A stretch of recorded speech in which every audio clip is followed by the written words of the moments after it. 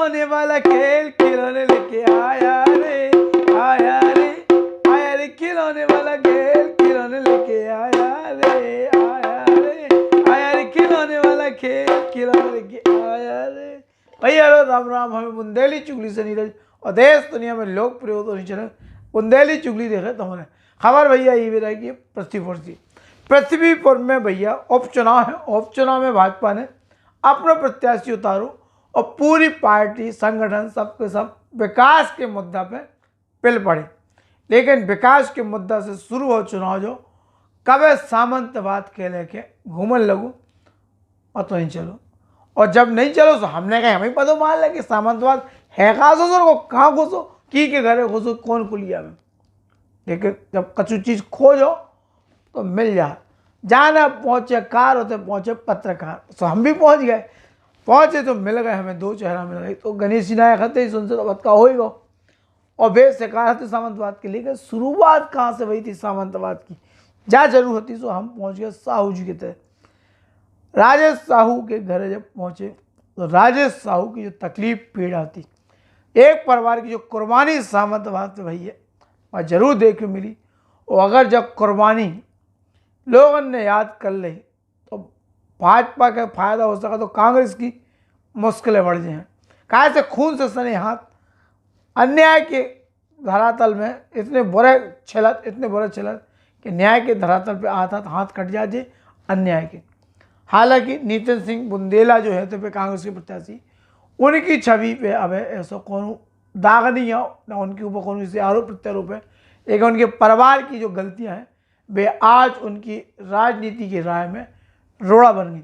तो राजेश साहू से जब बात भई हमारी बचका भाई तो उनने जो बातचीत भाई संतोषजनक। भैया राम राम। हमें बुंदेली चुगली से नीरज और अब हमें पृथ्वीपुर में विधानसभा के लाने उपचुनाव हो रहा और 30 तारीख के वोटें होने।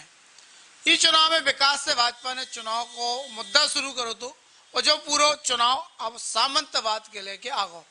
हम भी बड़े चाहते हैं लोगरिए लोगों सामंतवाद है कैसो कहा से इस सामंतवाद से बुंदेलखंड में उमा भारती लड़ित रही यही के लेकर उन्हें प्रदेश तक की राजनीति भी करी। और जब कई बार जब स्थिति आती है विधानसभा से लेकर कई स्तर पर उन्हें बताया भी उमा भारती ने कि भैया इतने पे ऐसे ऐसे सामंती रहे हैं बुंदेलखंड में कि जिनके कुत्तन के अगर कुत्ता जू ना खाओ तो गोली चल जाती ऐसी स्थिति रही है। और इस सामंतवाद को बड़ा मुकाबला भी भाव है और स्थितियां बदली हैं। एक बार फिर पृथ्वीपुर उपचुनाव में जो मुद्दा तेजी से सामने आया है कि सामंतवाद के खिलाफ लगातार भाजपा मांग कर रही कि अब इनके खिलाफ वोट डालो चाहिए और सामंतवाद फिर से सिर न उठा ले। ई के लाने हर मतदाता की चिंता करने आए। क्षेत्र के दौरा पे पृथ्वीपुर में उमा भारती की कई सभा हुई और जो मुद्दा आज सरगर्म रहा। हम भी खड़े आए लोगरिए लोग ढूंढे तो सामंतवाद कहाँ है कहाँ मिल लो और ऐसे ही प्रयास कर खोजत और सामंतवाद को एक कहानी हमें मिल गई। हमारे संग बैठे राजेश साहू भाजपा के कार्यकर्ता है पूर्व मंडल अध्यक्ष है और जो पहलो घर है इनको जो सामंतवाद को शिकार बहुत हो जौन परिवार इस चुनाव में अब कांग्रेस की तरफ से है वो परिवार की सामंतवाद की कहानी है। पृथ्वीपुर में वर्तमान पीढ़ी छोड़ दो तो पिछली पीढ़ी आगे की पीढ़ी और के पहले की पीढ़ी के पता है कैसी का सामंतवाद की जो कहानी है वो के लेके बात कर रहे हैं। भैया आपको बहुत धन्यवाद समय दो। हमें पता चलता हो कि आपके परिवार में एक बड़ी घटना हुई थी 1990 के और 95 के बीच को जो दशा खत्म हुई बीच में घटना हुई थी और जो हुए सामंतवाद से जोड़ो कहानी शायद सामंतवाद के अत्याचार की से शुरू हुई थी। कैसों का मामला तो पूरा मामला भाई साहब यहाँ पर बुंदेली बोलो तो मजा आ जाए। पूरा मामला भैया आपको बताया जाए कि जो पूरा सामंतवाद का मामला है तो हमारे यहाँ क्षेत्र में जो पूर्व विधायक रहे हैं उनके भाइयों का आतंक रहा है। हमेशा व्यापारियों के द्वारा पूर्व विधायक ब्रजेंद्र सिंह राठौर के भाई है यशपाल सिंह राठौर जो एक नामी कुख्यात गुंडा हैं और इनको पूरे क्षेत्र में बहुत आतंक रहो। व्यापारी इनके ऊपर रंगदारी ये करते रहे हमेशा लोगों को दबाते रहे।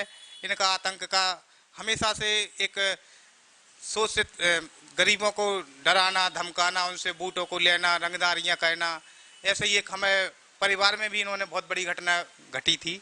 जब मैं कक्षा 10वीं में पढ़ता था, मैं बहुत छोटा था, जब मैं राजनीति कुछ बोलना कुछ नहीं जानता था। 20 दिसंबर 1996 की यह घटना है, जब मेरे चाचा बिंद्रावन साहू और उनके दोस्त वकील श्री संतोष चतुर्वेदी जी, जो अपने झांसी में दुकान के लिए सामान क्रय करने के लिए गए थे, वहाँ से वो लौट रहे थे, तो वह पानी पीने के लिए यादव होटल पर रुक गए। तो यादव होटल पर रुकने के बाद वहाँ पर उनके भाई यशपाल सिंह आए, उनके 10 गुंडे उनके साथ थे, 2 गाड़ियाँ थी। उन्होंने कहा कि आप मुझे इसी वक्त पैसे की उन्होंने डिमांड की, उन्होंने पैसे मांगे कि आप मुझे इसी वक्त पैसों की डिमांड करो, दो, नहीं तो मैं तुम्हें उठा के गोलियों से भून दूंगा। तो उनके जो दोस्त थे संतोष चतुर्वेदी ने, उन्होंने उनका विरोध किया कि नहीं, हम तुम्हें गुंडागिर्दी नहीं चलने देंगे। हमारे चाचा ने विरोध किया कि नहीं, हम तुम्हें 1 भी रुपये नहीं देंगे, तुम्हें जो करना हो कर लो। तो उनको गाड़ियों में उठाकर बबीडी की पुलिया पर ले जाकर उनको 10-10 गोलियों से भूंजा गया भैया, 10-10 गोलियों से उनका भूंजा गया। उनको रात को हम लोगों को उस घटना की जानकारी लगी, तो हम लोग वहाँ पर गए, तो वहाँ पर हमने देखा, तो वहाँ पर पूरी हमारे चाचा की जो लाश थी वो छिन्न भिन्न पड़ी थी। एक बॉडी में उन्होंने 10 से 20 गोलियां मारी थी भैया। बहुत बड़ा यह लोग बहुत बड़े आतंकी हैं, और इस क्षेत्र में पूरा क्षेत्र इन लोगों से प्रभावित रहता है भैया। और हमारे जो चाचा का जो परिवार था, हम लोग बहुत छोटे थे। हमारे चाचा की एक छोटी सी बिटिया थी जिसका नाम पूजा था, वो कक्षा 5 में पढ़ती थी भैया। तो वो पापा कहते हुए वो पागल हो गई, और पागल होके उसको हमने सारी जगह इलाज कराया, लेकिन उसका कभी इलाज नहीं हो पाया भैया। और पागल होते हुए भी अभी उसको 1 साल पहले उसकी मृत्यु हो गई भैया। हमारा पूरा परिवार बहुत दुखी है, और हमारे पूरे परिवार ने इनका दंश झेला है भैया। इसी प्रकार हमारे जो सुनील नायक, जो जन के नायक थे, जो गरीबों के मसीहा थे, ऐसे हमारे सुनील नायक को लोकतंत्र की हत्या करके इन्होंने उनको भी गोलियों से भून दिया भैया। ये भी बात किसी से छुपी नहीं है। तो ऐसे आतंकी ये पूरे क्षेत्र में रहते हैं। अगर इनके खिलाफ कोई चुनाव लड़ता है तो उनको धमकाते हैं। कुशवाहा समाज के एक प्रत्याशी थे, उनको टिकट मिला था, तो इन्होंने उनका किडनैप कर लिया। अच्छा। हाँ, किडनैप करके उससे टिकट वापस करवाया कि नहीं, तुमको टिकट इससे नहीं लड़ना है। तो इनका भैया एक हमारे एक समाजवादी पार्टी से एक प्रत्याशी लड़े थे, हरगोविंद कुशवाहा जी, तो उनको भी इन्होंने एक पास में ग्राम है 12 बुजुर्ग, वहाँ पे वो गए थे भैया। हारने के बाद वो वहाँ गए कि भैया आप लोगों ने मुझे वोट दिया, कुशवाहा समाज से मिलने के लिए गए। तो वहाँ पर कुछ ठाकुरों ने 20-25 ठाकुरों ने उन्हें इतना मारा भैया कि वो उठने लायक नहीं लगे, उनकी पूरी हड्डी टूट गई। तो ऐसा प्रकार इन लोगों का आतंक है भैया, आपको बताएं।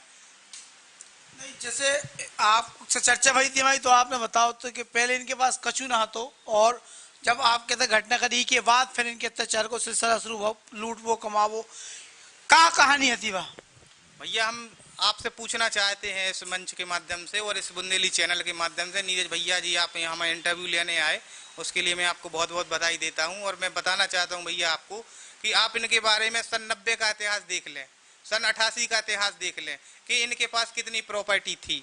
जिसके बाद ये विधायक बने, इसके बाद इन्होंने पूरे क्षेत्र में किस प्रकार से सरकारों के भ्रष्टाचार से जो पैसा कमाया, आज इनके पास 2000 करोड़ की प्रॉपर्टी है इनके पास, इनके परिवार के पास। तो मैं इस मंच के माध्यम से और इस चैनल के माध्यम से पूछना चाहता हूं, और उनसे माननीय जी से मैं जवाब भी लेना चाहता हूं, विधायक जी के जो पुत्र है वो हमें जवाब दें कि जो 2000 करोड़ की जो अतुक संपत्ति का जो आपने साम्राज्य स्थापित किया है वह कहां से आया आपके पास? जनता जनार्दन आपसे पूछना चाहती है। आपके पिताजी यहाँ 25 साल विधायक रहे, 25 साल में उन्होंने क्या किया पृथ्वी पर के लिए? पृथ्वी पर विकास के नाम पर खोखले केवल उन्होंने वादे किए हैं। बाकी जो अभी 5 साल से हमारे क्षेत्र की अनीता नायक यहाँ विधायक थी, उन्होंने बहुत काम करा है हमारे क्षेत्र में।